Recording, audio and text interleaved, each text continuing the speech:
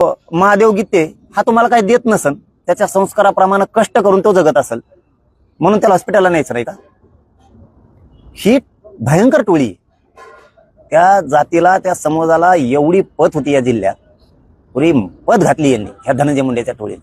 खाली मान घालून जगायची वेळ आली आज यांना फक्त या टोळीमुळं. आणि टोळी संपणं खूप गरजेचं आहे. मुख्यमंत्र्यांनी धरलेतच कोण याचाच आम्हाला मिळाला लागला. एक तर फरारची, ज्याच्याकडे खरे पुरावे तो मग तुम्ही मोबाईलच फेकून दिलाय. तो कोणाचा बी चाट आहे, त्यांनी मोबाईल फेकून दिला. जणू मोबाईल फेकून नाही दिला त्यांनी, धनंजय मुंडेकडे ठेवला असेल.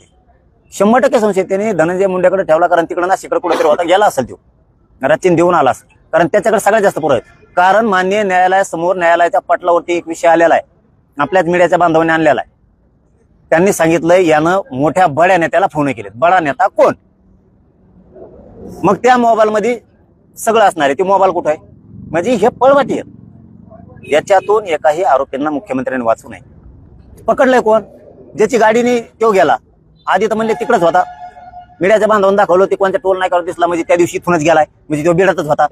बहुतेक ते दुसरं भंगारा पोटतं ते कोण आहे, ते फरार आहे, ते बी बिडातच असायला पाहिजे. मग ज्या गाडीने गेला ती गाडी कुठे? पोलीस स्टेशनला झाकून ठेवली. काय तिला मळ लागतो का? तो आरोपी कुठे आहे? त्याला कसा आरोपी केला नाही? तो कोणाच्या घरी होता? त्याला कसा आरोपी केला नाही? काही लोक खोटं बोलून आळंदीला मुक्कामी आहेत म्हणे आम्ही दर्शनाला आलो, त्या लोकांना असा आरोपी कसं काय नाही केलं? मुख्यमंत्र्यांनी पकडलेत कोण? सोडणार नाहीत म्हणताय तुम्ही. पकडलंच कोण नाही, सोडता कोणाला? पकडलंच नाही कोणाला.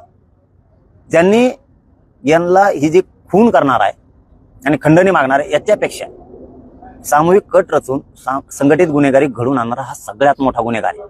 आणि बहुतेक शंका आहे ती धनंजय मुंडेची, दुसरा कोणीच नाही. यांनीच ही सामूहिक कट सगळा रचला. ते खंडणी मागायला लावलं, खंडणी नाही दिली म्हणून खून पण करायला लावलं. 100% आम्हाला शंका आहे, संशय सुद्धा येतोय. काय येऊ नये?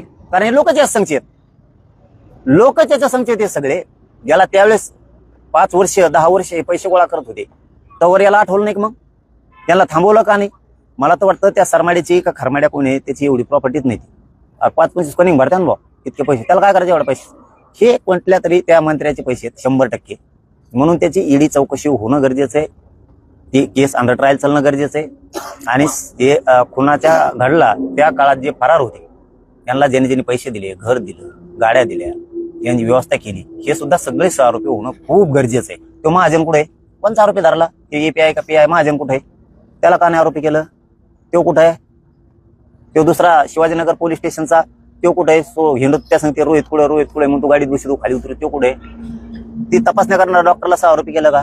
असं काय दुखत होतं म्हणून त्यांनी तिथं ठुलं? त्या डॉक्टरची का चौकशी झाली नाही? आणि चौकशी केली त्याला आरोपी का केलं नाही? गेवरात कुठं ते हे नेऊन दिलेत, रगी नेऊन दिल्यात, त्या पीआयची का चौकशी केली नाही? शिडीआर का नाही घेतली 1 महिन्यापासूनची त्यांची? त्यांना कसं कोणाला धरलंय? कोणाला? धनंजय देशमुखांना पोलीस स्टेशनमध्ये धमकी देणारा आरोपीला कसा आरोपी केला का? तो बिनधास्त फिरतो. पण तुम्ही धरलंयच कोणाला? बेमानी करू नका. ही जी आनंदाची गादी मिळाली ना, मराठ्यांमुळेच मिळालेली. फडणवीस साहेब, सोपं समजू नका.